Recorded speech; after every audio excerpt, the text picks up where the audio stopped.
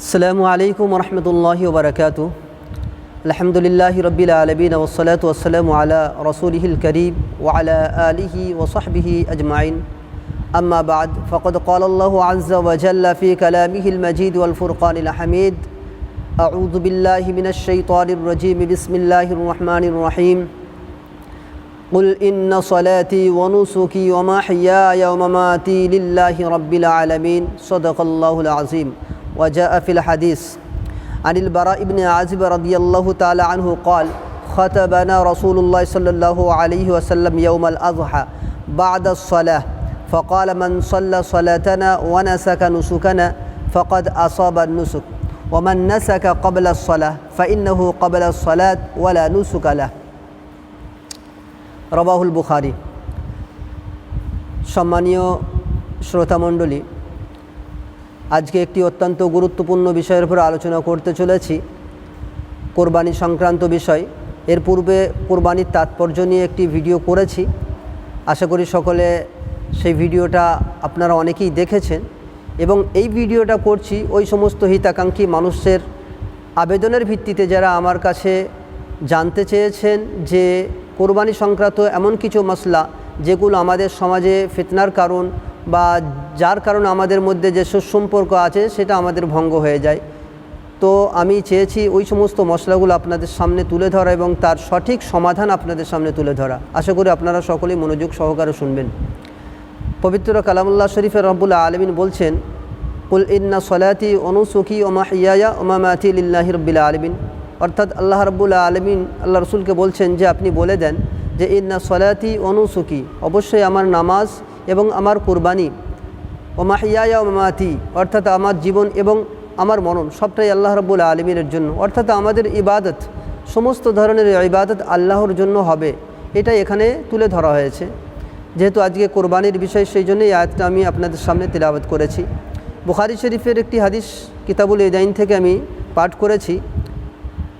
হযরতে বারা বিন আযিব রাদিয়াল্লাহু তাআলা আনহু বলছেন যে আল্লাহ রাসূল সাল্লাল্লাহু আলাইহি ওয়াসাল্লাম খাতাবানা ইয়াউমাল আযহা, অর্থাৎ বকরা ঈদের দিনে বা ঈদুল আজহার দিনে বক্তব্য রাখলেন। তিনি বললেন, মান সাল্লা সালাতানা ওয়া নাসাকা নুসুকানা, যে আমার মতো নামাজ আদায় করলো এবং আমার মতো কোরবানি করলো তো তার নামাজও দুরুস্ত হলো এবং কোরবানিটাও সঠিক হলো। ওমান নাসাকা ক্বাবলা সালাহ, যে নামাজের পূর্বে কুরবানি করলো তো লা নুসুকালা, তার কোরবানি হলো না। তো যেহেতু কোরবানির বিষয়, সেই জন্য এই হাদিসটা আপনাদের সামনে তুলে ধরলাম। এবারে আসছি কিছু প্রশ্ন যেগুলো বিভিন্ন আমাদের হিতাকাঙ্ক্ষী বা পরিচিত মানুষের কাছ থেকে এসছে। যেমন প্রথমেই প্রশ্ন এসেছে যে ঈদাইনের নামাজ যেটা পড়া হয়ে থাকে এটা সুন্নত না ওয়াজিব, বা কুরবানি যেটা আমরা করে থাকি সেটা সুন্নত না ওয়াজিব। তো আমরা যেহেতু জানি যে এই সম্পর্কে কোনো ধরনের মতবিরোধ ছিল না, আজ থেকে 20 বছর পূর্বে তেমন কোনো মতবিরোধ আমরা দেখতে পাইনি সমাজের মধ্যে। এলমি মতবিরোধ ছিল, আছে, থাকবে, কিন্তু সাধারণ মানুষের মধ্যে এই ধরনের মতবাদ পৌঁছে যাওয়া এবং এটাকে নিয়ে নিজেদের মধ্যে অশান্তি বা বিবাদ সৃষ্টি করা এটা মোটেই কাম্য নয়। তো সেই জন্যে মনে হয়েছে যে এই বিষয় নিয়ে কিছু আলোচনা করি। দেখুন, এই বিষয়টা আমাদের জানতে গেলে আমাদের প্রথমে ভাবতে হবে যে ইসলামী পরিভাষাগুলো আমাদের জানতে হবে। ইসলামী পরিভাষা আমি এর পূর্বের ভিডিওতে কিছু ইঙ্গিত হিসাবে বলেছি যে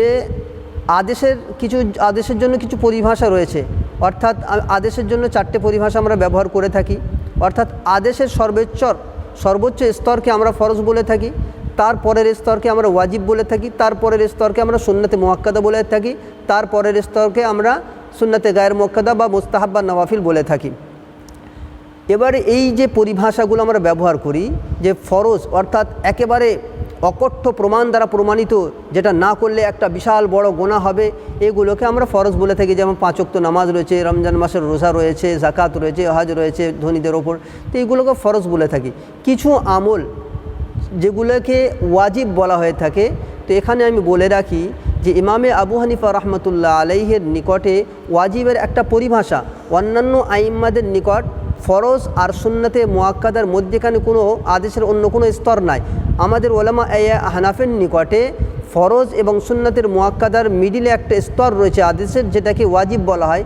সেই কারণে আমরা কিতাব ও সুন্নতের মধ্যে যেগুলো দেখতে পাই যে ওয়াজিব বলতে ফরজকেই বোঝানো হয়েছে, অর্থাৎ ওয়াজিব শব্দের বিচারে ওয়াজিব মানেই হচ্ছে ফরজ। তো সেই জন্যে ওয়াজিবের পরিভাষাটা শুধুমাত্র ওলামে আহনাফের নিকটে আছে, যেটা সুন্নত এবং ফরজের মিডিলে একটা আদেশের স্তর। তো তাহলে আমরা বুঝতে পারলাম যে অন্যান্য আইম্মাদের নিকটে হয় ফরজ না হয় সুন্নতে মুআক্কাদা, ওয়াজিবের কোনো পরিভাষা নাই। এবারে আসি ঈদ এবং কুরবানি। ঈদের নামাজ এবং কুরবানি করা এটা আমরা ওয়াজিব বলে থাকি, অর্থাৎ ঈদের নামাজও ওয়াজিব আর কোরবানি ওয়াজিব। এবারে এটা ওয়াজিব কেন বলা হয়? এই কারণে বলা হয় যে সুন্নত আল্লাহ রাসূল সাল্লাল্লাহু আলাইহি ওয়াসাল্লামের আমলের দ্বারাই এবং আদেশের মাধ্যম দিয়ে এটা সাবিত হয়, কিন্তু আদেশের গুরুত্ব যখন একটু বেড়ে যাবে তখন সেটাকে আমরা ওয়াজিব বলে থাকি। আমি এখানে কয়েকটা হাদিস আপনাদের সম্মুখে তুলে ধরছি, যেখানে আপনারা বুঝতে পারবেন যে ঈদের নামাজ বা কোরবানিকে কেন ওয়াজিব আমরা বলে থাকি।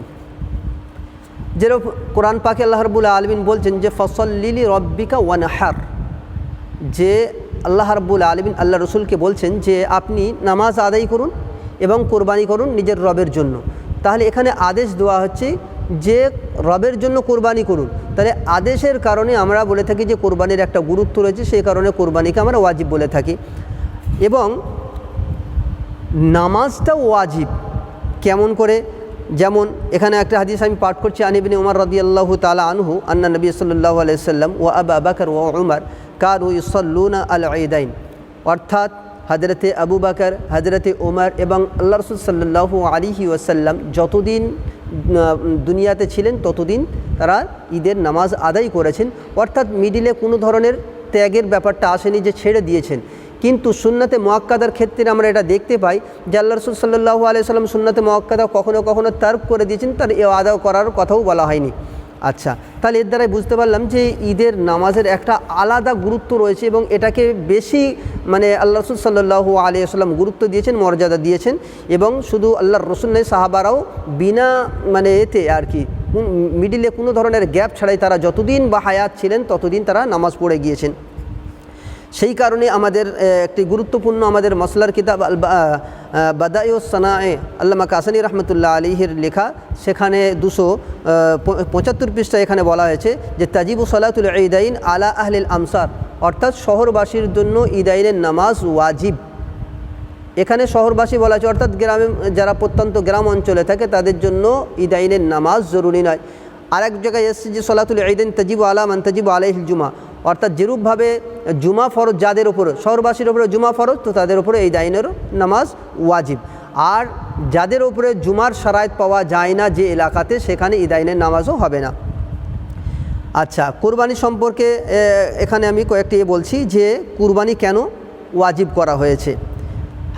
হাদিসের মধ্যে সে আবু দাউদ শরীফের রেওয়ায়েত 2788 নম্বর হাদিস, আল্লাহ রাসূল সাল্লাল্লাহু আলাইহি ওয়াসাল্লাম সম্বোধন করে বলছেন যে ইয়া আইয়ুহান নাস ইন্না আলা কুল্লি আহলি বাইতিন ফি কুল্লি আমিন উযহিয়া, অর্থাৎ প্রতি বৎসর প্রত্যেকটা পরিবারের ওপর উযহিয়া অর্থাৎ কোরবানি করা জরুরি। আলা এখানে অপরিহার্য বা একান্তভাবে পালনীয়, এই ক্ষেত্রে এটা ব্যবহার করা হয়েছে। তাহলে এই হাদিসের দ্বারা আমরা বুঝতে পারলাম যে কোরবানি করা অপরিহার্য বা ওয়াজিব। এবারে আমরা আরেকটা জিনিস আসছি যে আমরা বলে থাকি ওয়াজিব তার্ক হয়ে গেলে তার পুনরায় সেটাকে আদায় করতে হবে। তো কোরবানি কি হয়, কোরবানি যদি কারুর ঠিক না হয় বা কেউ ভুলভাবে কোরবানি করেছে, তখন কি হয়, আমরা তাকে বলি পুনরায় কোরবানি করো। অথচ সুন্নাতে মুআক্কাদা যদি হতো, তো একজন ব্যক্তি যদি সুন্নাতে মুআক্কাদা নাও পড়লো, তাহলে তার জন্য আমরা তাকে বলি না যে সুন্নাতটা পুনরায় পড়তে হবে। মনে করুন জোহরের পূর্বে 4 রাকাত সুন্নাত আছে, এখন 4 রাকাত সুন্নাত যদি কেউ আদায় করলো না, ফরজের নামাজ আদায় করে নিল, তো তাকে বলা যাবে না যে জোহরের নামাজটা তাকে পড়তে হবে, চাইলে পড়ে নিতে পারে কিন্তু কম্পালসারি নয়। কিন্তু ওয়াজিবের ব্যাপারটা হচ্ছে এই যে ওয়াজিব ছেড়ে গেলে সেটাকে পুনরায় আদায় করতে হবে। তাহলে এর দ্বারাও বোঝা যায় যে কোরবানি যদি সুন্নাতে মুআক্কাদা হতো, তাহলে আল্লাহ রাসূল এই কথা বলতেন না যে পুনরায় কোরবানি করো। তাহলে আমরা বুঝতে পারলাম যে কোরবানি করা হচ্ছে ওয়াজিব। আচ্ছা, আর একটা জিনিস যেটা প্রশ্ন এসেছে সেটা হচ্ছেই যে অনেকে এটাকে নিয়ে বিভ্রান্তি সৃষ্টি করছে যে শরীকি কোরবানি চলবে না, অর্থাৎ একটা গরু বা মোষে বা উটেতে বড় পশুতে কোরবানি করা চলবে না। তো এটা নিয়ে আগে কোনো মতবিরোধ ছিল না। কুরবানি তে বড় গরুতে বা বড় পশুতে, সেটা গরু হোক বা মোষ হোক বা উট হোক, এতে একজন, দুজন, তিনজন, চারজন, পাঁচজন, ছজন, সর্বাধিক 7 জন পর্যন্ত কোরবানি করতে পারে একটা পশুতে। কিন্তু ইদানিং করে দেখা যাচ্ছে আমাদের কিছু আহলে হাদিস ভাই আছে, সকলের কথা বলবো না, কিন্তু কিছু ভাই আছে তারা বলে যে শরীকি কোরবানি জায়েজ নয়। তারা এখানে যুক্তি দেখায়, হাদিসের পরিবর্তে যুক্তি দেখায় যে একটা পশুতে তো একটাই প্রাণ, তো একটা প্রাণ 7 জনের মধ্যে কিভাবে ভাগ হবে, তারা এটা যুক্তি দেখায়। অথচ আহলে হাদিসরা হাদিস দেখানো দরকার। তো হাদিসে স্পষ্টভাবে এসেছে যে আল্লাহ রাসূল সাল্লাল্লাহু আলাইহি ওয়াসাল্লাম গরু এবং উটেতে 7 জনের পক্ষে কোরবানি করেছেন। একাধিক মুসলিম শরীফের রিওয়ায়াত, আবু দাউদ শরীফের রিওয়ায়াত, একাধিক রিওয়ায়াত এসছে। যেমন এখানে একটি হাদিস আমি পড়ব যে আন জাবির ইবনে আব্দুল্লাহ রাদিয়াল্লাহু তাআলা আনহু আন নবী সাল্লাল্লাহু আলাইহি ওয়াসাল্লাম قال البقرة عن 7 والجزور عن 7। আবু দাউদ শরীফ 3808। তো এখানে 7808 হাদিসে এখানে বলা হয়েছে যে না, 2808 হাদিস নাম্বার। এখানে আল্লাহ রাসূল সাল্লাল্লাহু আলাইহি ওয়াসাল্লাম বলেছেন আল বাকারাতু আন 7 ওয়াল জাজুরু আন 7, অর্থাৎ একটা গরুতে 7 জন, 7 জনের পক্ষ থেকে একটা গরু এবং 7 জনের পক্ষ থেকে একটা উট। আর একটা হাদিসে এসছে সাল্লা বিনা নবী সাল্লাল্লাহু আলাইহি ওয়াসাল্লাম আন্নাহু ক্বালা নাহারনা মা রাসূলিল্লাহ সাল্লাল্লাহু আলাইহি ওয়াসাল্লাম বিল হুদাইবিয়া আল বাদানাতু আন 7 ওয়াল বাকারাতু আন 7। তো 2809 নম্বর হাদিস। এখানে বলছেন যে হযরত জাবির রাদিয়াল্লাহু তাআলা আনহু বলছেন যে আল্লাহ রাসূল সাল্লাল্লাহু আলাইহি ওয়াসাল্লামের সাথে আমরা হুদাইবিয়াতে নামাজ আদায় করেছি, কুরবানি করেছি। আল বাদানাতু আন 7, 7 জনের পক্ষ থেকে একটা উট, ওয়াল বাকারাতু আন 7 এবং 7 জনের পক্ষ থেকে একটা গরু। তাহলে যেখানে স্পষ্ট সহি হাদিস, যেখানে স্পষ্ট হাদিস রয়েছে সেখানেতে যুক্তি দেখানোর কোনো মানে হয় না। যদিও বা আমাদের বাদায়ে সনায়াতে এ সম্পর্কে যুক্তি তুলে ধরা হয়েছে, কিন্তু সেখানে এটাও বলা হয়েছে যে তারাকনাল কিয়াস, আমরা কিয়াসকে ছেড়ে দিয়েছি। কেন? নাস থাকার কারণে, স্পষ্ট হাদিস থাকার কারণে আমরা যুক্তিকে ছেড়ে দিয়েছি। তো তাহলে বোঝা গেল যে শরীকি কোরবানি চলবে। এমনকি ইমাম আহমদ বিন হাম্বল রহমতুল্লাহ আলাইহি তিনি তো এটাও বলেছেন, তার একটা কওল, যে ছোট পশু অর্থাৎ বকরিতে, খাসিতে, দুম্বা, ভেড়াতে এতেও চলবে, অর্থাৎ একাধিক ব্যক্তি অংশগ্রহণ করতে পারে, একটা মত রয়েছে।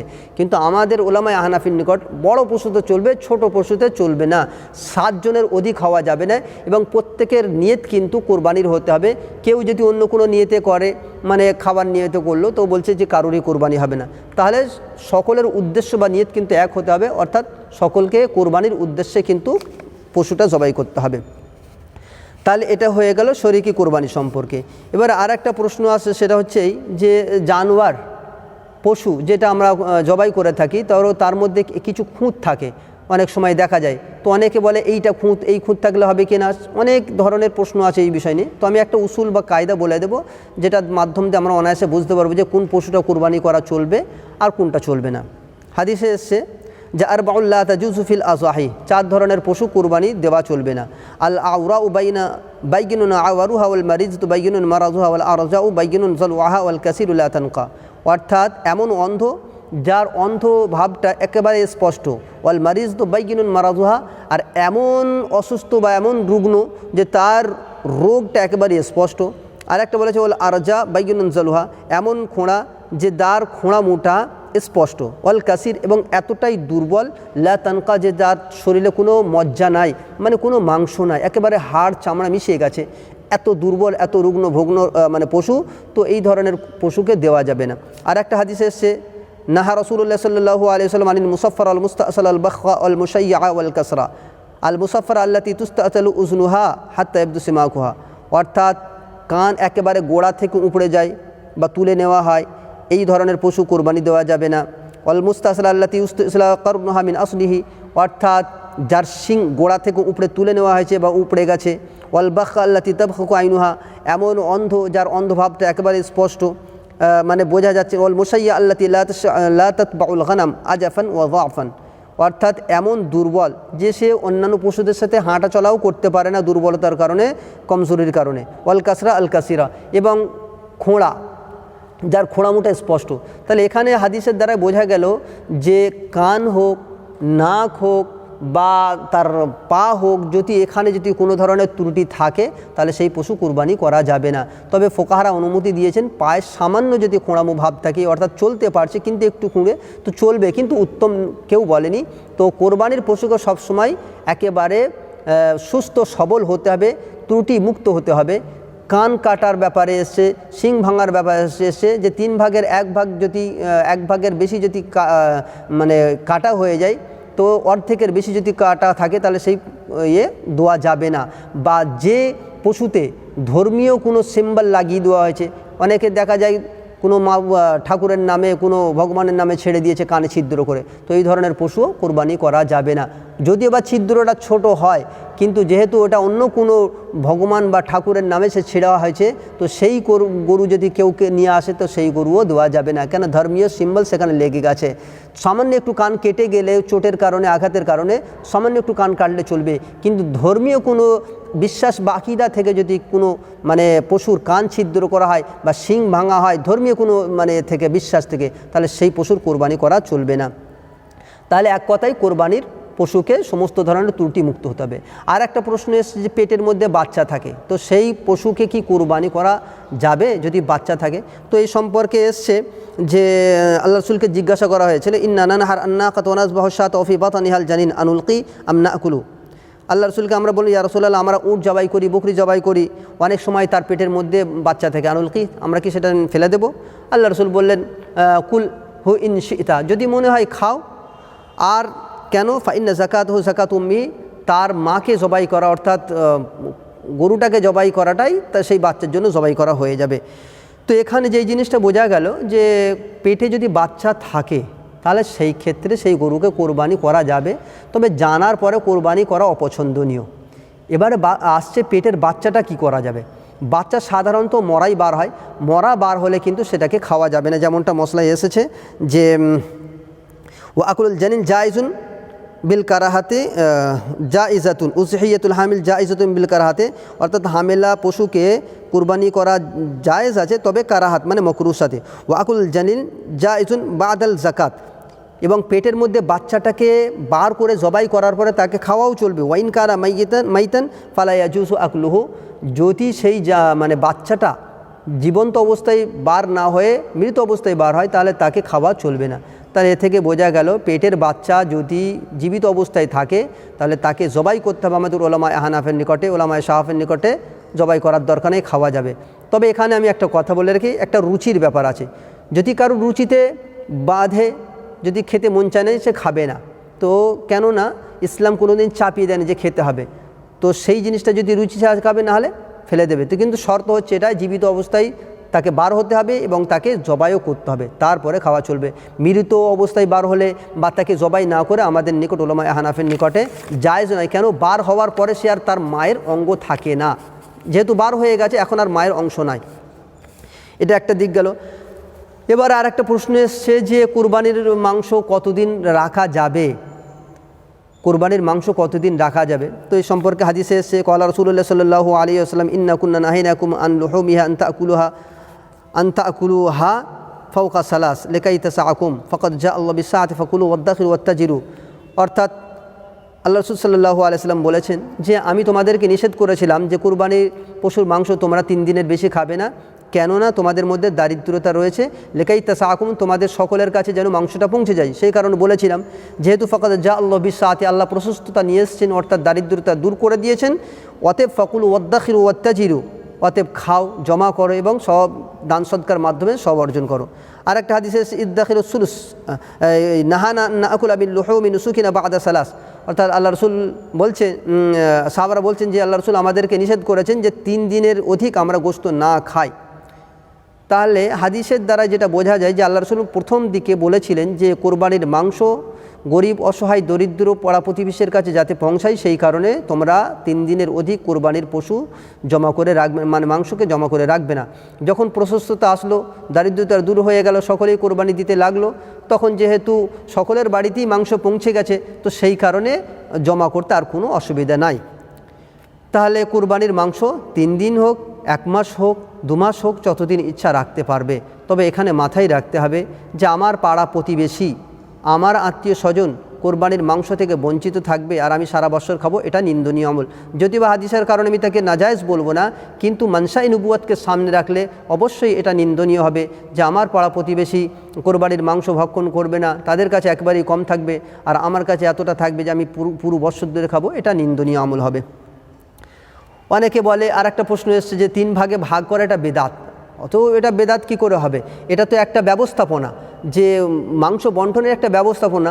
এবারে এই ব্যবস্থাপনা ফোকাহারা সকলেই বলেছেন এটা উত্তম, কেউ এটাকে বেদাত বলেনি, কিন্তু ইদানিং করে দেখছি অনেকে বেদাত বলছে। হাদিসে একটা এসছে আবু দাউদ শরীফের রিওয়ায়াত, ইদ্দাখিলুস সুলস ওয়া তাসাদ্দাকু বিমা বাকিয়া, অর্থাৎ কোরবানির মাংস 3 ভাগের 1 ভাগ তোমরা একত্রিত করে রাখো আর 2 ভাগকে তোমরা সদকা করে দাও, মানে দান করে দাও।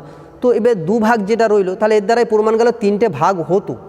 1 ভাগ তো নিজেদের জন্য রাখতো, 2 ভাগ দান করে দিত, কিন্তু 1 ভাগ আত্মীয় স্বজন বা পাড়া প্রতিবেশী, একজন অসহায় দরিদ্র, এটা নিজেদের উপর নির্ভর করছে যে তাদের আত্মীয় স্বজনকে দেবে কি পাড়া প্রতিবেশীকে দেবে কি অসহায় দরিদ্রকে দেবে, সেটা যেভাবে। তো আমরা বলে থাকি কি 1 ভাগ অসহায় যারা চাইতে আসে, যারা খুবই গরিব, তাদেরকে দিয়ে দাও, আর 1 ভাগ আত্মীয় স্বজন পাড়া প্রতিবেশী দিয়ে দাও। তো এইভাবে 3 ভাগে ভাগ করা এটা কোনো নিন্দনীয় বা বেদাত আমল নয়, এটা পছন্দনীয়, এটা ব্যবস্থাপনা একটা অঙ্গ। অতএব এটাকে যারা বেদাত বলে তারা হাদিস বা তারা সমাজ সম্পর্কে তারা অতটা ওয়াকিবহাল নয়।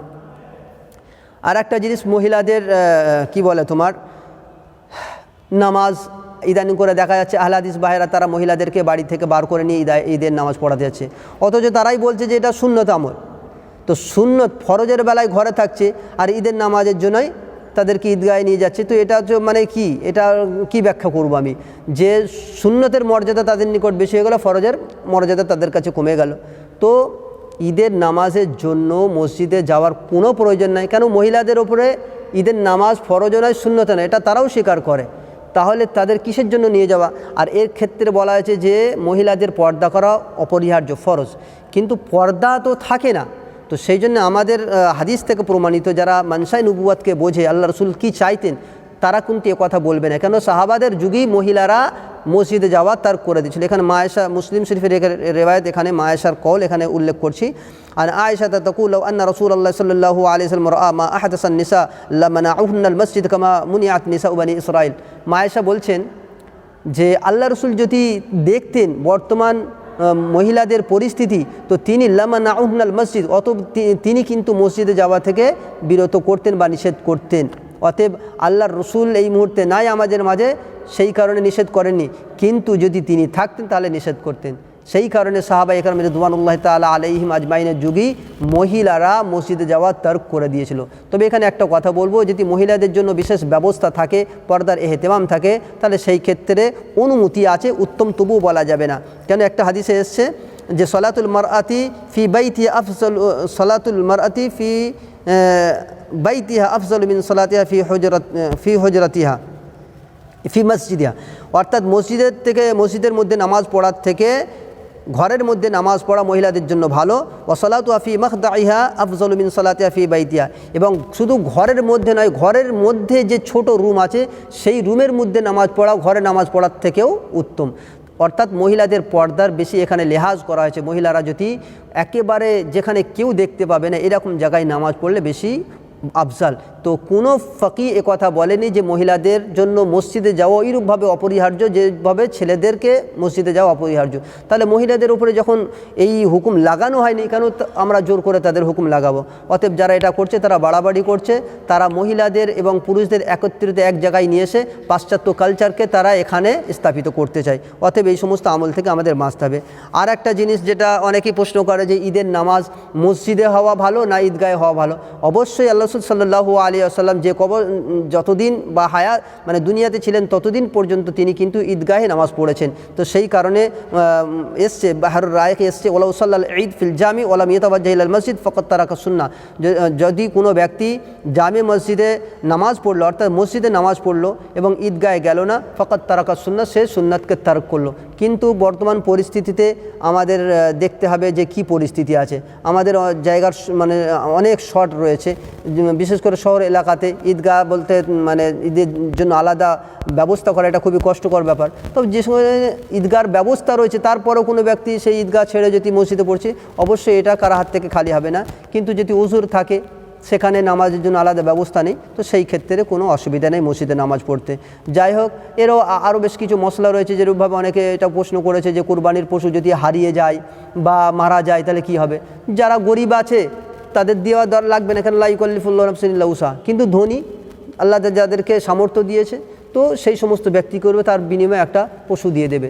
যাই হোক, কুরবানি বা অন্য কোনো মানে আসুক না কেন, সে কোরবানি হোক অন্য কোনো ইবাদত হোক না কেন, আমাদের ইখতিলাফ বা মতবিরোধ থেকে দূর থাকতে হবে, আমাদের ভ্রাতৃত্ব ভালোবাসা রাখতে হবে। সকলকে এটাই মাথায় রাখতে হবে যে ইন্না সলাতি ওয়া নুসুকি মাহইয়া ওয়া মামাতি লিল্লাহি রাব্বিল আলামিন, আমি তো আল্লাহর জন্য ইবাদত করব, আমি তো আল্লাহর জন্য কোরবানি করব। এখানে মানুষের কোনো তো ভূমিকা নাই। যাকে রাজি খুশি করার জন্য করব সে রাজি খুশি হলেই যথেষ্ট। মানুষ কি বলল কি দেখলো এটা দেখার দরকার নেই। অতএব অযথা আমরা নিজেদের মধ্যে মতবিরোধ সৃষ্টি করব না। আর একটা কথা বলে রাখি, 4টে ইমামি বারহাক, শাফি, মালিকি, হাম্বালি, আর শাফি, মালিকি, হাম্বালি, হানাফি 4টে মাসলাকি বারহাক। অতএব যে ইমামকে অনুসরণ করে তার উপর আমল করবে। আর যদি কেউ বলে যে এরা নবীকে মানে না, তো এই নিয়ে ইনশাল্লাহ আলাদা পরে ভিডিও করবো ওখানে। যারা তাকলিদকে অস্বীকার করে আর যারা আহলে হাদিস নিজেকে প্রকাশ করে, তো তাদের উপরে ইনশাল্লাহ আলাদা ভিডিও হবে যে কেন আমাদের পালন করতে ইমামের অনুসরণ কেন করতে হয়, সেটা আমি ইনশাল্লাহ পরের ভিডিওতে বলবো। যাই হোক, আল্লাহ রাব্বুল আলামিন আমাদের সকলকে সঠিক বুঝ দান করেন, ইখতিলাফ থেকে মতবিরোধ থেকে আমাদের দূরে থাকা তৌফিক দান করেন, এবং সমস্ত ইবাদত যেন আল্লাহর জন্য করি সেই তৌফিক যেন আল্লাহ আমাদের সকলকে দান করেন। আমিন ওয়া আখির দাওয়ানা আলহামদুলিল্লাহি রাব্বিল আলামিন।